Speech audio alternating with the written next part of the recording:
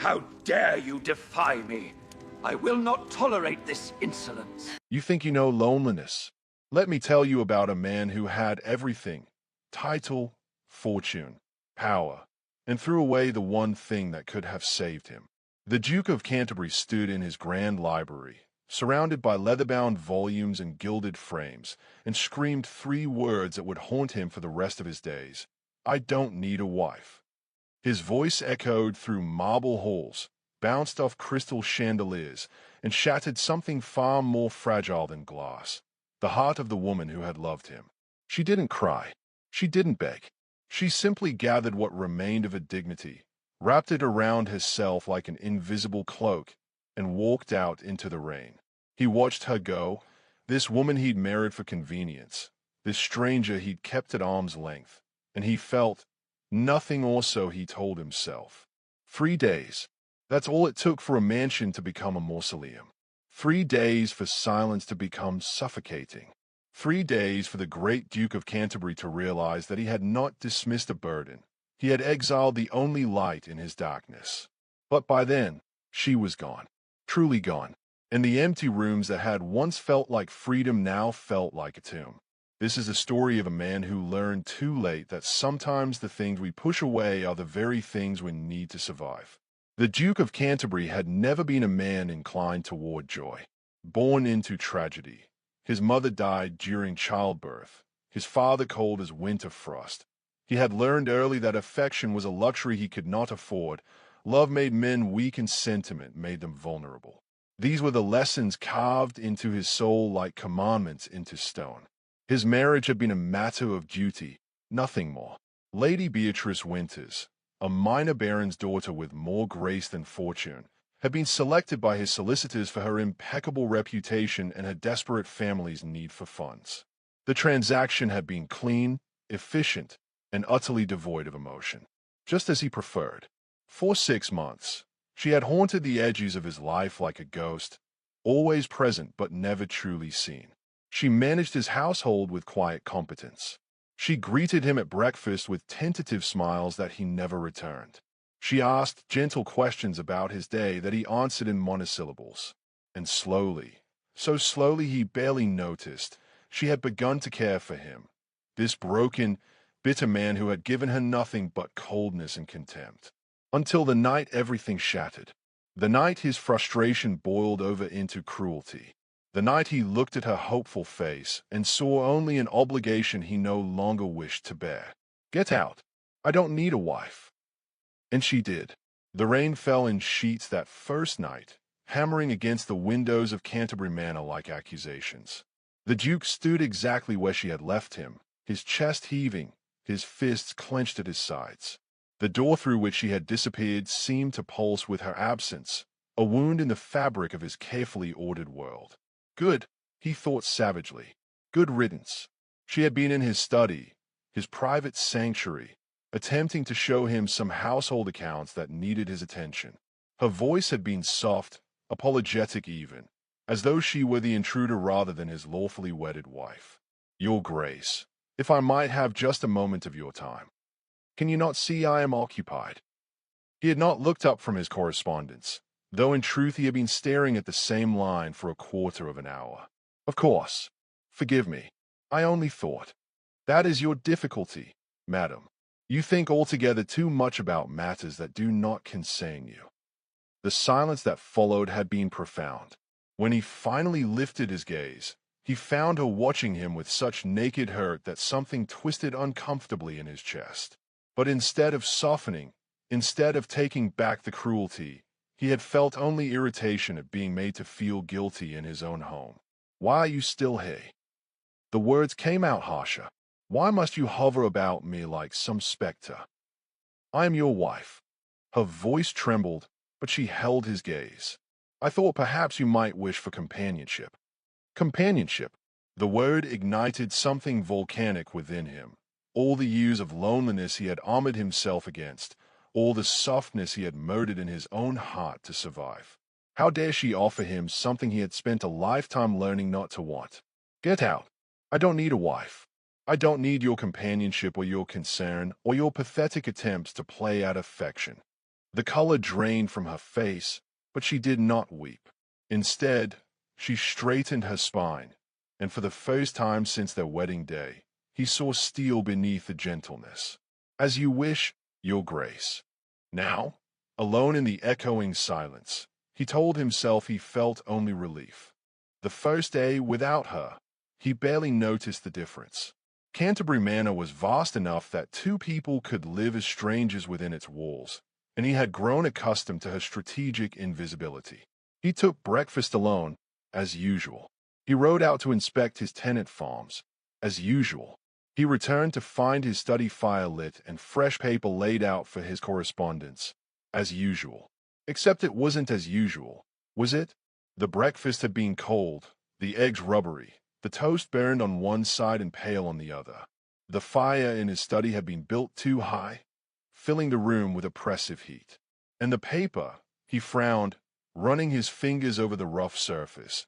This was the cheap stock he used for notes to his steward, not the fine linen weed he preferred for correspondence. Small things, insignificant things, yet they accumulated like drops of water, each one barely felt, together forming a pool of unease. Mrs. Hemsworth, the housekeeper, appeared at dinner with a menu that bore no resemblance to his preferences. Boiled mutton, which he despised, and turnips prepared in the heavy, tasteless style of his childhood. He pushed the plate away after 2 bites. "Where is Her Grace?" The question escaped before he could stop it.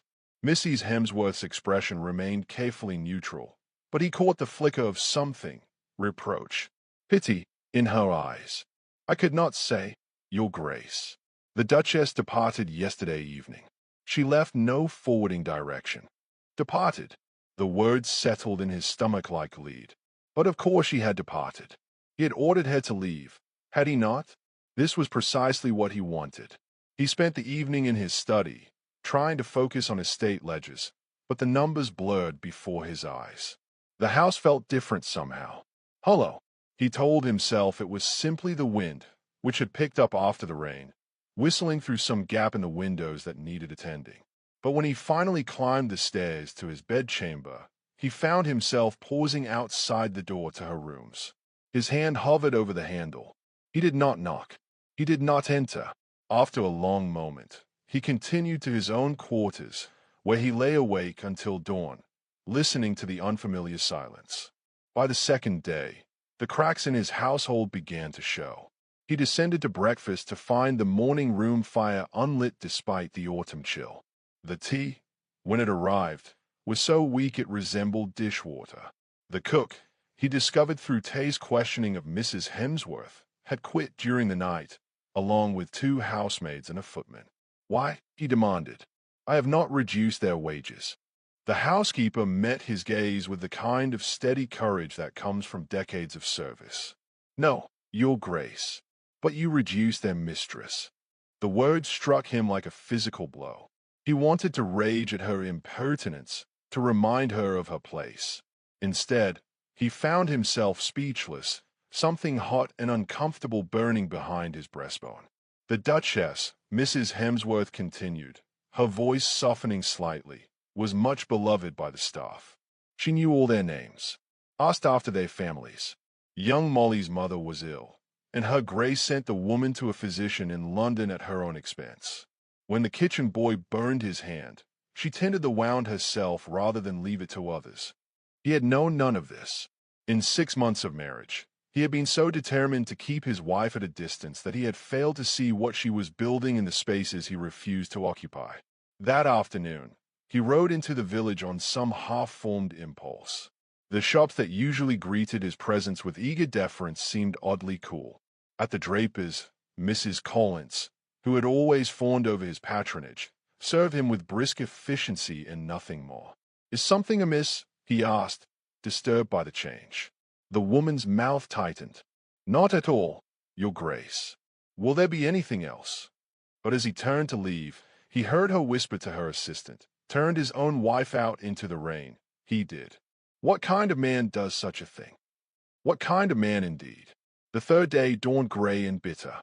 The Duke rose to find his fire had not been laid. His shaving water was cold, and his breakfast consisted of stale bread and cheese that a footman, not even his valet, deposited wordlessly on his desk. The household, it seemed, had not forgiven him. More than that, they had begun to simply cease functioning. He should have been furious. He should have dismissed the few remaining and hired new staff. Instead, he found himself wandering the empty corridors of Canterbury Manor like a ghost in his own home. In the morning room, he discovered a piece of embroidery abandoned on a chair, a pillowcase she had been working on, decorated with small blue flowers. He picked it up, his fingers clumsy against the delicate stitches. The work was exquisite, each petal rendered with painstaking care. Had she intended this for his rooms? He would never know.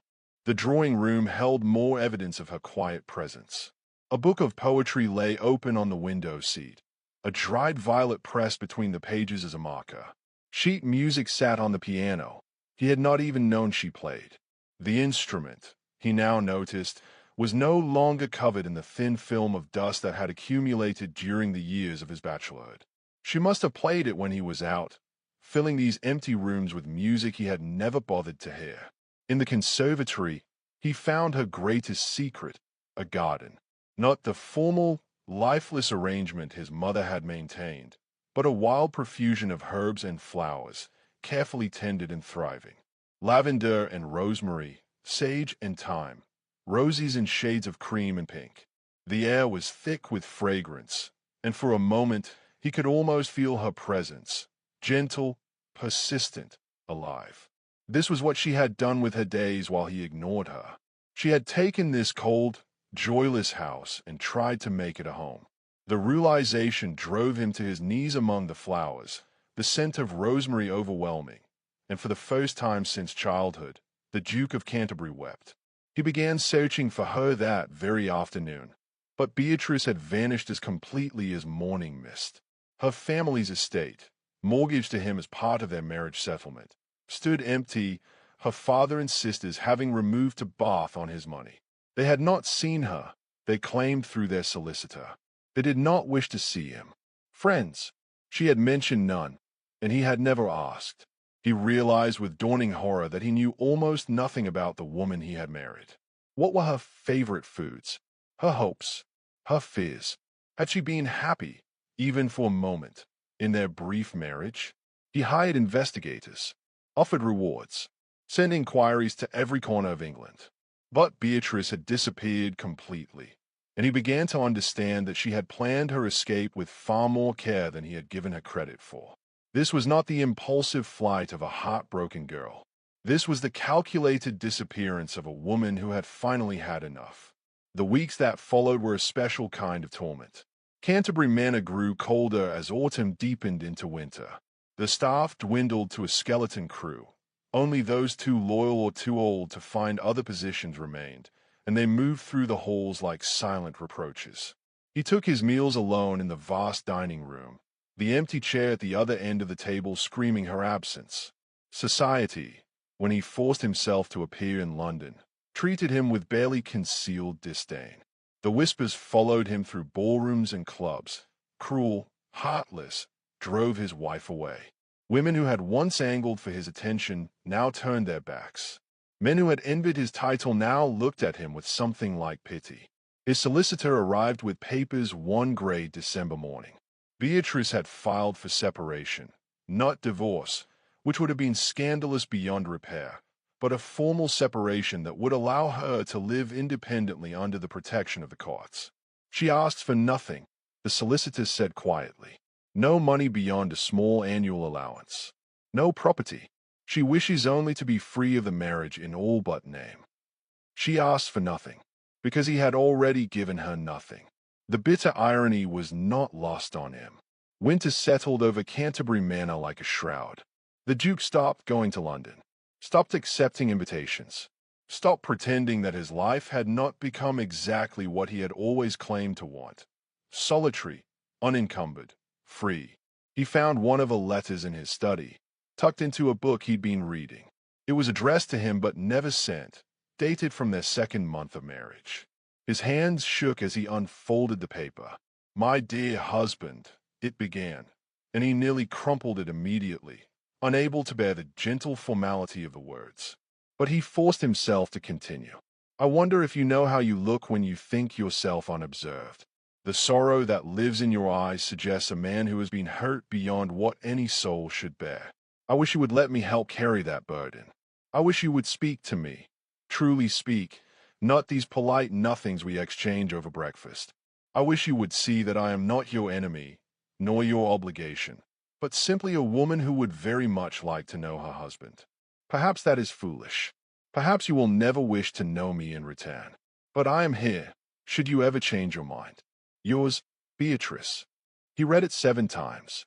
Then he systematically searched the house and found more. Tucked in books, slipped between cushions, hidden in drawers. A chronicle of her loneliness, her hope, her gradual understanding that he would never love her. The final letter, dated the day before their terrible confrontation, was brief. I cannot continue to love someone who despises my very existence. I am sorry I was not what you needed. I am sorrier still that you will never know what you meant to me. Farewell. He burned them all, watching the paper curl and blacken, but the words had already seared themselves into his memory. Spring came, indifferent to his suffering. The garden she had planted bloomed without her, a riot of color against the gray stone of the manor. He could not bear to look at them, yet found himself drawn to the conservatory every morning, standing among the flowers like a penitent in a church. His investigators finally brought news. She had been seen in a small coastal village in Cornwall, living under an assumed name, working as a teacher in a school for girls. The investigator offered to approach her, to deliver a message. No, the word came out harsh, final. What message could he possibly send? Come back so I can ignore you properly this time? Forgive me for being the man I warned you I was. But he went to Cornwall himself, unable to stay away despite knowing he had no right. He found the school easily, a cheerful stone building overlooking the sea, with children's laughter drifting from open windows. And there, in the garden, he saw her. Beatrice had changed. The careful, anxious woman who had moved through his house like a shadow had been replaced by someone vibrant and alive. She wore a simple dress of blue muslin, her hair caught back in a loose knot, and she was smiling, truly smiling, as she helped a small girl plant seeds in the rich earth. The sun caught the copper in her hair, and she looked so beautiful it made his chest ache. He watched her for an hour, hidden like a thief, drinking in the sight of her happiness. She never saw him, and when she finally went inside, laughing at something one of the children said, he turned and walked back to his waiting carriage. She was better off without him. This, at least, was undeniably true.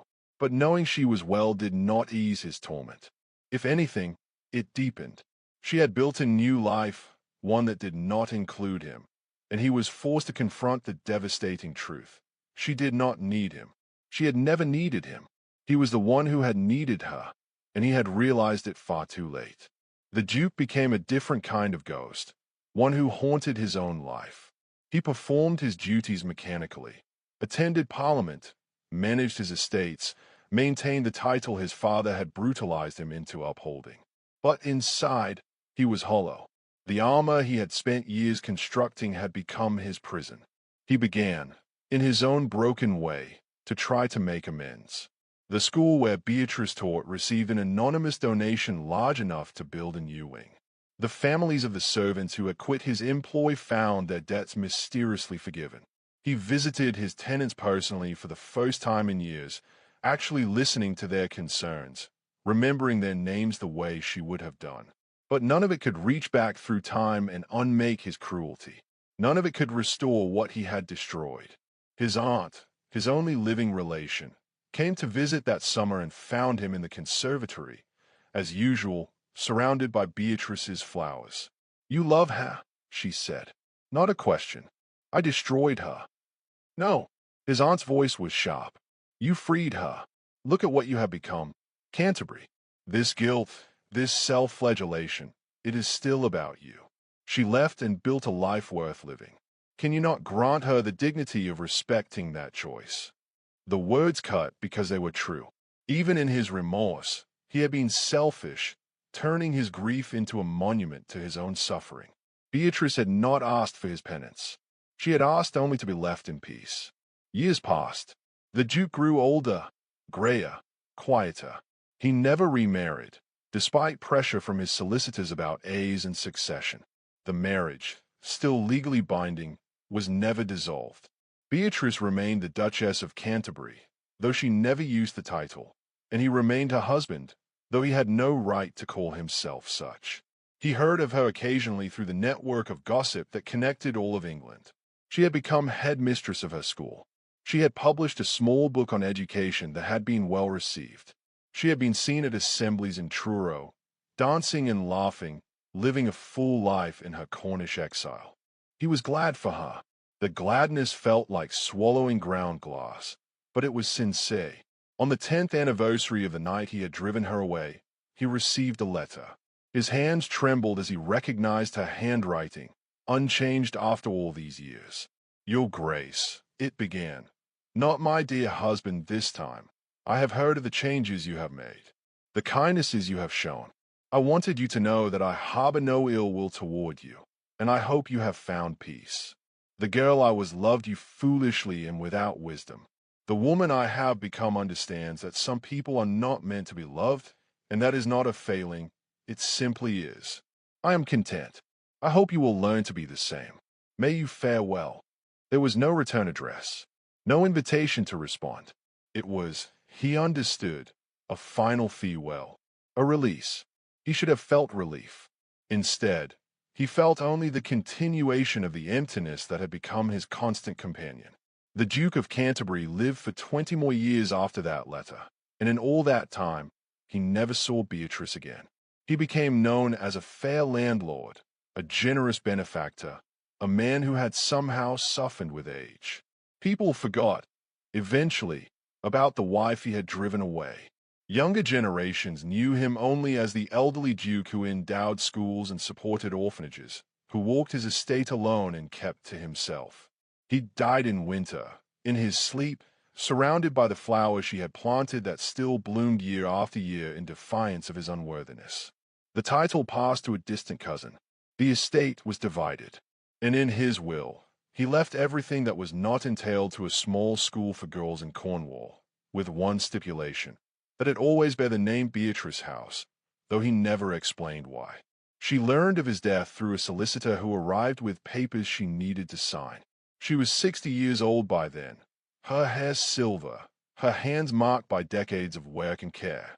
She had lived a good life, not the one she had imagined as a young bride, but a meaningful one nonetheless. She had loved and been loved by the children she taught. She had built something that mattered. When she heard of his bequest, she wept for the first time in years, not for what had been, but for what never could be. The Duke of Canterbury had learned, too late, that some mistakes cannot be corrected, that some words, once spoken, cannot be unspoken, that the love you push away does not always wait for you to become worthy of it. He had spent 30 years trying to atone for one moment of cruelty, but atonement, she understood now, had never been what she needed from him. She had needed him to love her when it mattered, and he had failed. Everything after that was just the long, slow consequence of that failure. She planted roses at his grave once, years later, when she was old and her own death was approaching. Not as forgiveness, she had forgiven him long ago, but as a marker of something that had existed, briefly and imperfectly, a marriage that could have been beautiful, if only he had not been so afraid. Some stories do not end in reconciliation. Some loves are meant only to teach us what we are capable of losing. The Duke of Canterbury learned this lesson perfectly.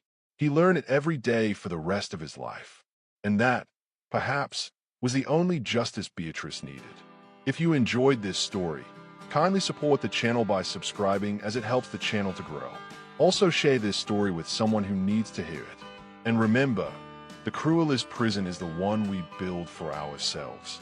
Thank you for watching and see you on the next one. Sun's dipping low past the cottonwood line. You hand me a box, say go on, it's time. Laughter comes easy, breath in the air.